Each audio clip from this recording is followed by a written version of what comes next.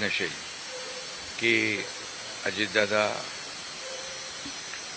एवढ्या लवकर आपल्यातून जातील ही महाराष्ट्रासाठी अतिशय दुःखद आणि दुर्दैवी घटना अजितदादांच्या जाण्याने झालेली आहे. खरं म्हणजे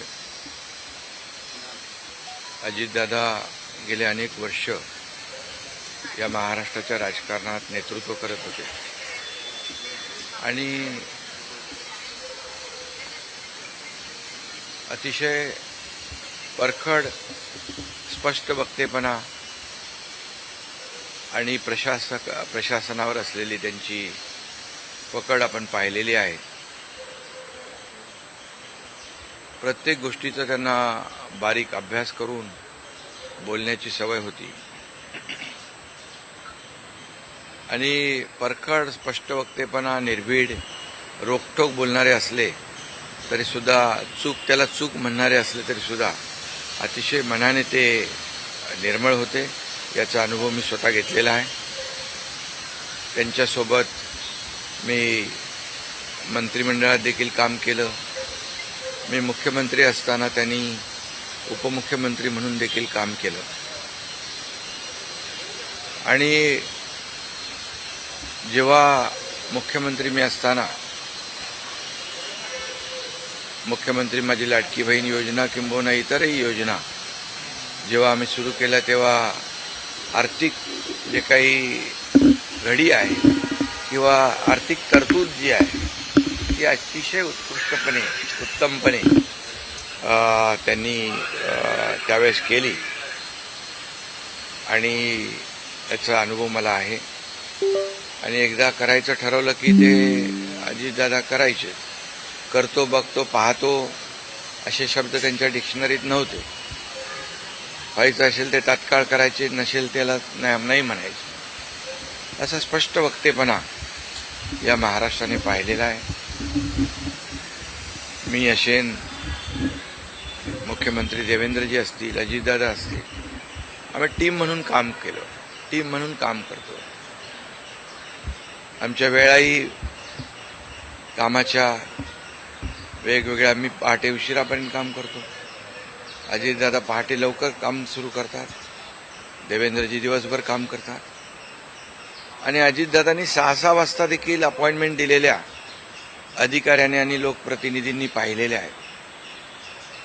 अतिशय वेळेचं महत्त्व आणि वेळेचं भान ठेवणारा नेता हरपलेला आहे. खरं म्हणजे काल परवाच आमची एका कार्यक्रमामध्ये भेट झाली. सरन्यायाधीश आपले भारताचे मुंबईत आले होते आणि ते येण्यापूर्वी आम्ही तिथंच एका चेंबरमध्ये बसलो होतो आणि त्यावेळेस झालेल्या चर्चा, गप्पा गोष्टी, आजही सकाळी जेव्हा मला त्यांची ही घटना कळली तेव्हा तेच समोर त्याच आठवणी काल परवाच्या येऊ लागल्या. खरं म्हणजे माझ्यापेक्षा ते राजकारणात देखील अनुभवी नेते, गेल्या अनेक वर्षापासूनचा त्यांचा अनुभव, वयाने देखील माझ्यापेक्षा ते मोठे होते माझ्या आणि अनुभवाने देखील. आणि म्हणून त्यांना राज्यातल्या अनेक विषयांचा गाढा अभ्यास होता. अनेक विभाग त्यांनी हाताळले होते. याचा राज्याला फायदा होत होता. मंत्रिमंडळात देखील ज्यावेळेस काही विषय यायचे त्यावेळेस आपल्या राज्याची आर्थिक परिस्थिती अशी आहे, आपल्याला सर्वांना काटकसर करावी लागेल, अशी अगदी निर्भीडपणे सांगणारे अजितदादा देखील आम्ही अनुभवलेत. शिस्तीचा नेता म्हणूनही आम्ही अनुभवलेला आहे. आणि त्यामुळे त्यांच्या जाण्याने फक्त पवार कुटुंबियांचंच नाही तर संपूर्ण महाराष्ट्राचं न भरून येणारं नुकसान झालेलं आहे. आणि माझ्यापेक्षा वयाने मोठे असल्यामुळे एक जी काय आमची गेल्या अनेक वर्षापासूनची जवळीक निर्माण झाली होती.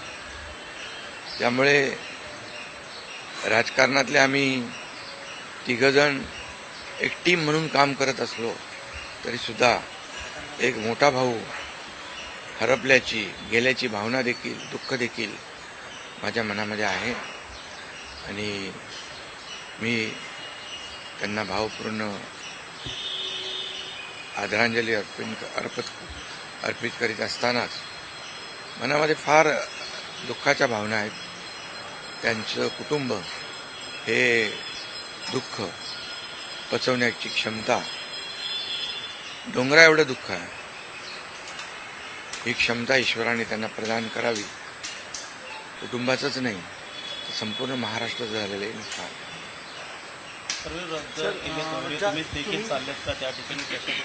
हा, मी आणि मुख्यमंत्री देखील आम्ही जातो आहे. आमचे सहकारी आमच्यातून गेलेत, त्याचं दुःख आहे.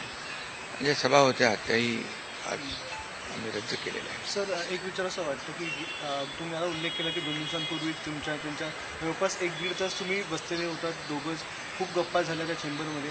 असं काही एक त्यांच्या किंवा मंत्रिमंडळात देखील असताना अशी काही त्यांची इच्छा, एखादी योजना किंवा एखादं त्यांना करायचं होतं ते तुमच्याशी त्यांनी शेअर केली, आपण हे करूया मिळून महाराष्ट्रासाठी, असं काही? नाही, आम्ही आतापर्यंत एकत्र जेव्हा तेही उपमुख्यमंत्री होते तेव्हा मी मंत्रिमंडळात होतो.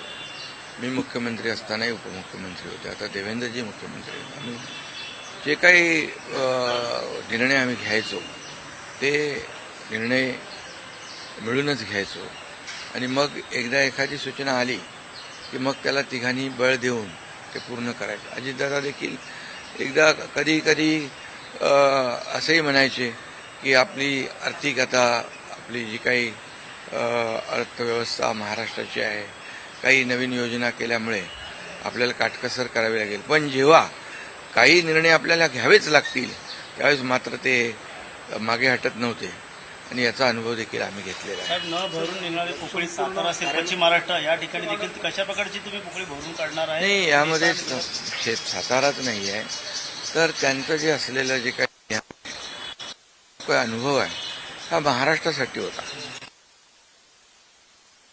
त्यांनी प्रतिनिधित्व केल्यामुळे मला वाटतं फार मोठं नुकसान झालेलं आहे, न भरून येणार. शेवटचा प्रश्न, जे काय जसा हा जो विमान अपघात झाला ज्या प्रकारे, काय वाटतं याची चौकशी व्हायला हवी आणि येणाऱ्या काळामध्ये असे अपघात होऊ नयेत, त्यामुळे बिलकुल याची शेवटी आमच्या सहकार्याचा जीव याच्यामध्ये गेला आहे. 6 लोक मृत्युमुखी पडलेले आहेत. त्यामुळे या विमान अपघाताची चौकशी नक्कीच व्हायला पाहिजे, नक्कीच होईल. कारण यापुढे देखील अशा प्रकारचे अपघात होता कामा नये यासाठी हे गरजेचं आहे आणि त्यासाठी त्याची चौकशी देखील होईल. थोडक्यात हिंदीमध्ये सर, क्या कहोगे? अजित पवार जी का निधन हो गया. बहुत ही आज महाराष्ट्र के लिए एक काला दिन कहूँ, एक दुर्भाग्यपूर्ण घटना कहूँ, एक दुखद घटना कहूँ, ऐसी घटना जो हर एक के एक दिल को दुखाने वाली घटना आज महाराष्ट्र में घटी है. हमारे सहयोगी अजीत दादा पवार जी का